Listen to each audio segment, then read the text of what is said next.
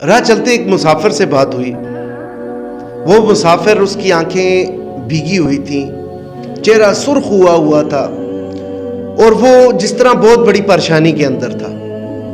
اسے پوچھا، روکا، اسے کہا کہ آپ یہ بتائیے کہ آپ کیوں پریشان ہیں، رو کیوں رہے ہیں، آپ کے رونے کی کیا وجوہات ہیں؟ تو اس نے بڑی عاجزی اور بے کسی کے ساتھ ہماری طرف دیکھتے ہوئے کہا کہ تم اپنے رب سے یہ کہہ دو کہ یہ رمضان ہمارے لیے عذاب ہے، کہ یہ رمضان ہم غریبوں کے لیے عذاب ہے۔ اس میں جو تمہارے تاجر حضرات ہیں، جنہیں تو نے مال دے کے رکھا ہے، وہ اس رمضان کے مہینے میں ہمارے کھانوں کو بند کر دیتے ہیں۔ وہ قیمت خرید اتنی رکھ دیتے ہیں کہ جو ہماری پہنچ سے دور ہو جاتی ہے۔ ہم 2 وقت کا کھانا کھانے والے لوگ رمضان کے اندر 1 وقت کا کھانا نہیں کھا سکتے۔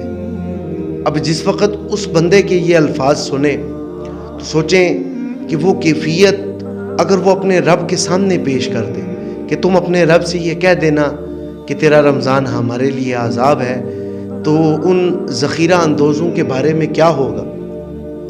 وہ جو اپنے مالوں کو جمع کر کے اللہ کے مخلوق پر عذاب ڈالنے کے لیے چیزوں کو 2 گنا یا 3 گنا زیادہ بیچتے ہیں نرخ پر، اور اس کی قیمت زیادہ وصول کرتے ہیں اس رمضان المبارک کے مہینے کے اندر، سوچیں ان لوگوں کا کیا ہوگا۔